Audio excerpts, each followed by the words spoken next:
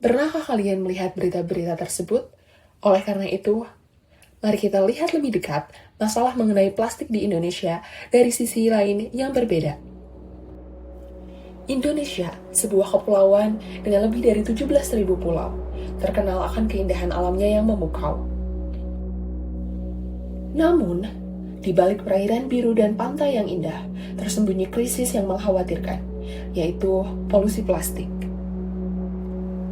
Dengan lebih dari 3,2 juta ton sampah plastik yang tidak terkelola setiap tahunnya, Indonesia menjadi kontributor kedua terbesar terhadap sampah plastik di lautan di seluruh dunia. Polusi ini tidak hanya membahayakan ekosistem laut, tetapi juga memengaruhi kesehatan manusia. Mikroplastik menyusup ke rantai makanan kita, pasokan air, dan bahkan udara yang kita hirup, menimbulkan risiko bagi keanekaragaman hayati dan keberlanjutan ekonomi. Mengatasi masalah ini bukan hanya penting, tetapi juga mendesak. Salah satu tantangan terbesar adalah daya tahan sampah plastik. Plastik tradisional bisa memakan waktu ratusan tahun untuk terurai, melepaskan bahan kimia berbahaya ke lingkungan. Namun, bagaimana jika kita dapat memanfaatkan kekuatan ilmu pengetahuan modern untuk mempercepat degradasi plastik? Inilah peran Omics, yaitu sebuah bidang revolusioner dalam biologi. Omics merujuk pada serangkaian teknologi genomik, proteomik, transkriptomik, dan metabolomik yang memungkinkan kita untuk menganalisis sistem biologis pada skala yang belum pernah terjadi sebelumnya.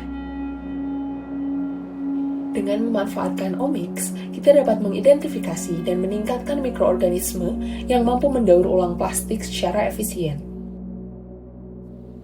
Dengan alat genomik, para peneliti dapat mengeksplorasi materi genetik dari komunitas mikroba yang hidup pada limbah plastik.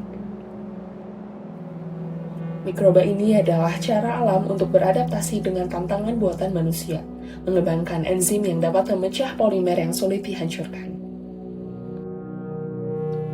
Salah satu contohnya adalah penemuan PETase, sebuah enzim yang mampu memecahkan polietilena tereftalat, plastik umum yang ditemukan dalam botol dan kemasan. Awalnya diidentifikasi pada Ideonella sakaiensis. Potensi ini sedang ditingkatkan melalui rekayasa genetika. Berikut adalah cara Omics dapat membantu melawan polusi plastik di Indonesia. Tahap pertama adalah pengumpulan sampel, yaitu mengumpulkan limbah plastik dari berbagai lingkungan seperti sungai yang tercemar, pantai, dan tempat pembuangan sampah di seluruh Indonesia dengan tujuan untuk mengisolasi mikroorganisme lokal yang beradaptasi untuk mendaur ulang limbah plastik setempat. Lingkungan ini seringkali memiliki komunitas mikroba yang secara unik dilengkapi untuk menangani jenis polusi plastik tertentu yang ada di wilayah tersebut. Tahap kedua adalah penggunaan analisis metagenomik, yaitu menggunakan metagenomik untuk menganalisis DNA komunitas mikroba yang ditemukan pada puing-puing plastik. Ini dapat mengungkap blueprint genetika mikroba dengan potensi enzim yang dapat mendaur ulang plastik. Dengan menganalisis sekuens ini, para ilmuwan dapat mengidentifikasi jalur genetik yang terlibat dalam pemecahan plastik, memungkinkan perbaikan yang lebih terarah. Tahap ketiga adalah penyaringan fungsional, di mana kita menerapkan proteomik untuk mengidentifikasi enzim aktif yang bertanggung jawab untuk memecah plastik menjadi senyawa yang kurang berbahaya. Proteomik membantu kita menghubungkan gen dengan output fungsional, memastikan bahwa kita fokus pada enzim yang paling efisien untuk mendaur ulang plastik.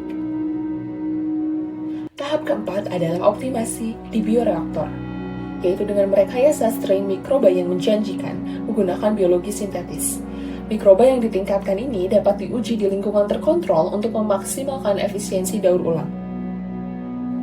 Meningkatkan solusi ini di bioreaktor adalah langkah penting menjembatani eksperimen laboratorium dengan aplikasi dunia nyata.